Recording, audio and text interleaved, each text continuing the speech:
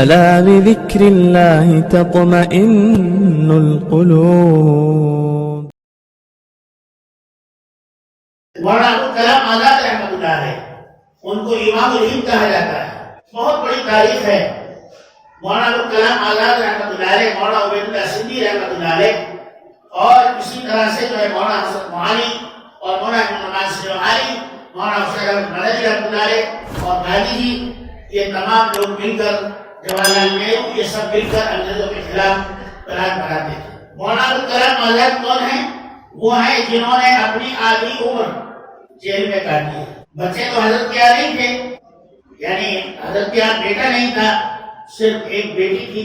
تو جب آخری بات جو ہے آپ کو گرفتار کر کے لے جانے لگے تو آپ نے اپنی بیوی سے کہا کہ اللہ مددگار، اور آپ جیل میں تھے، وہیں آپ کی بیوی کا انتقال ہو گیا۔ کون آدمی ایسا ہے کہ جو اتنی بڑی قربانی دے سکے؟ انگریز نے کہا کہ آپ کی بیوی کا انتقال ہو گیا، ہم آپ کو 1 دن پر 2 دن پر آپ کو رہائی چھٹی دے دیں گے آپ کو۔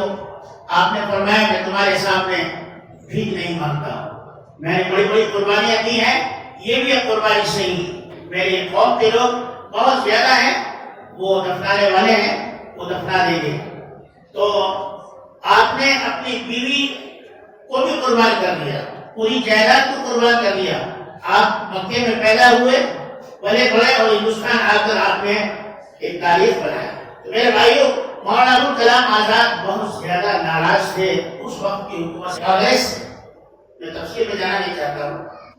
مولانا ابوالکلام آزاد اس بات سے ناراض تھے کہ ہندوستان میں اتنی بڑی اقلیت، جب ہندوستان آزاد ہوا تو آدھے جو ہے پاکستان چلے گئے، آدھے سے زیادہ، اور بنگلہ دیش میں رہ گئے، اور یہاں پر 3 ساڑھے 3 یا 4 کروڑ آدمی مسلمان جو ہے یہاں رہ گئے۔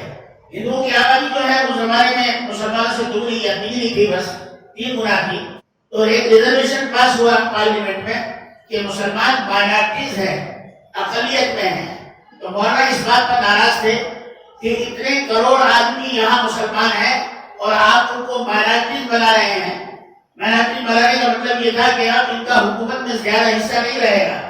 اس بات سے مولانا ناراض تھے، اور اس بات کا مشورہ کرنے کے لیے مولانا ابوالکلام آزاد رحمۃ اللہ علیہ نظام الدین گئے۔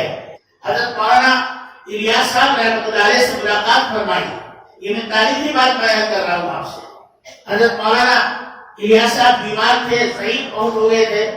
آپ اٹھ کر بیٹھ گئے اور فرمایا، مولانا اگر اللہ مجھے صحت دے دے تو میں بھی آپ کے ساتھ اس ملک کی قربانی اور اس ملک کی آزادی کے لیے اور اس ملک کے لیے کام کروں گا، لیکن میری صحت اس قابل نہیں ہے۔ آپ تمام مسلمانوں کی طرف سے جو کام کر رہے ہیں، میں آپ کا شکریہ ادا کرتا ہوں۔ تو مولانا ابوالکلام آزاد رحمۃ اللہ علیہ وزیر تعلیم بنے، اور آج جو اسٹرکچر ہے ہمارے یہاں، جو سائنس پڑھا جا رہا ہے، جیولوجی بایولوجی جو پڑھائی جا رہی ہے، اور قسم کے جو یہاں کورسز ہو رہے ہیں، ان تمام کورسز کی بنیاد مولانا ابوالکلام آزاد نے ڈالی تھی۔ اسی نظام کے تحت آج بھی ہندوستان میں تعلیم پڑھائی ہے، اس میں کوئی فرق نہیں آیا۔ حضرت اپنے وقت کے جو ہے بہت بڑے فلاسفر تھے، عالم دین تھے، اور بہت بڑے دانشور تھے۔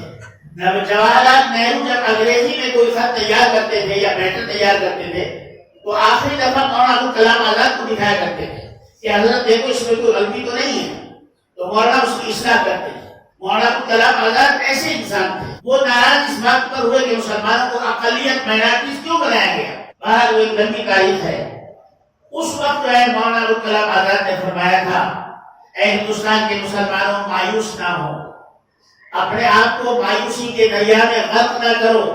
میں اپنے وطن کے ساتھ، وطن کی محبت کے ساتھ، اسلام نے مجھے جو بھی دیا ہے ورثے میں اس سے ذرہ برابر بھی الگ ہونے کے لیے تیار نہیں۔ اسلام کی جو چیزیں مجھے ورثے میں ملی ہیں، نماز ہے، روزہ ہے، حج ہے، زکوٰۃ ہے، لباس ہے، معاشرہ ہے، معیشت ہے، جو بھی ملا ہے، میں اس سے ذرہ برابر کی دستبردار نہیں ہو سکتا۔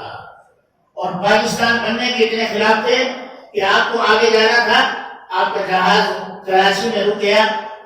کراچی جب رکا تو آپ نیچے نہیں اترے، آپ نے کہا کہ میں پاکستان کی سرزمین پر قدم نہیں رکھوں گا، اس لیے کہ پاکستان ہماری مرضی کے خلاف بنا ہے، اس لیے کہ آج اگر پاکستان کا حصہ یہاں ہوتا ملا ہوا، بنگلہ دیش کا حصہ ملا ہوا ہوتا تو آج یہاں 65 کروڑ مسلمان ہوتے ہیں۔